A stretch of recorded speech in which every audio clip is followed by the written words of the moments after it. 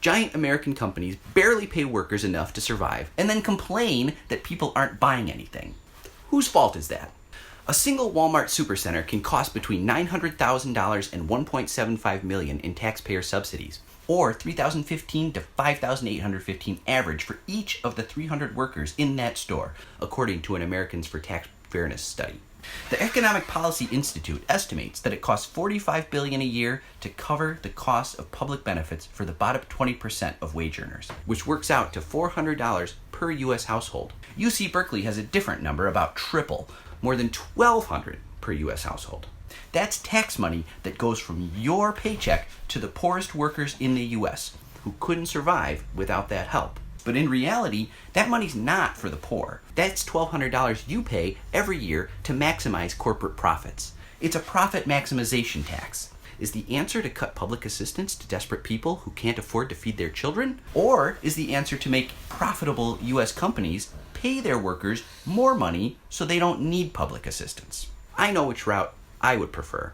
Ironically, Walmart executives in Bentonville's C-suite are secretly wringing their hands about the implications of paying workers so little. In 2014, the Center for American Progress surveyed the SEC filings of America's 100 biggest retailers. Companies are required by law to warn investors about long-term risks to their business in annual 10-K reports. According to the study, 68% of these stores said that flat wages, high unemployment, and low consumer spending were threatening profitability. It's not just retailers who suffer.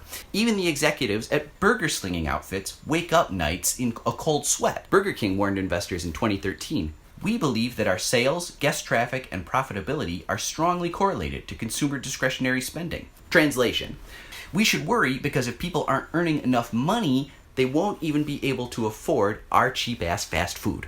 This is self-fulfilling prophecy. Giant American companies barely pay workers enough to survive and then complain that people aren't buying anything.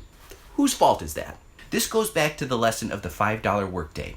If Walmart employees were paid more, they would probably go spend more money at Walmart. Walmart even has some of the same problems that Henry Ford was having before he increased worker pay. Turnover rates are bananas. Though the company claims only a 44% turnover rate, roughly 5% a month, it's the retail industry standard, numbers can vary wildly from store to store. If the Redditors on r/Walmart are to be believed, some locations have turnover rates as high as 167, 193, or even 218%. A store with 218% turnover rate would be replacing its entire staff more than twice a year on average. That gets expensive.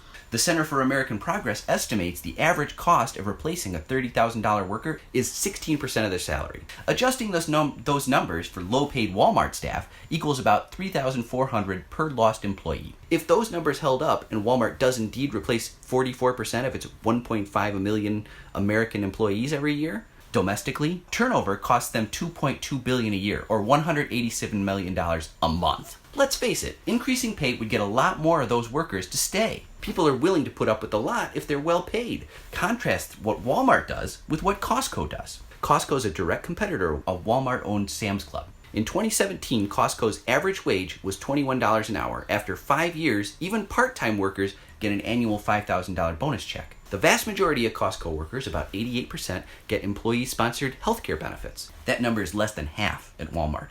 Costco workers pay just 8% of their healthcare premiums, compared to 33% average that Walmart workers pay. As a result of these policies, Costco's staff are much likelier to stick around. Hourly worker turnover is just 10% a year. That number drops to 6% if a Costco worker makes it past their first year. Raising wages doesn't have to be motivated by altruism. There are practical business reasons to increase worker pay. Walmart's profits, along with Amazon and the dying brick-and-mortar retail chains, would go up if they paid their workers more. Let's make them pay.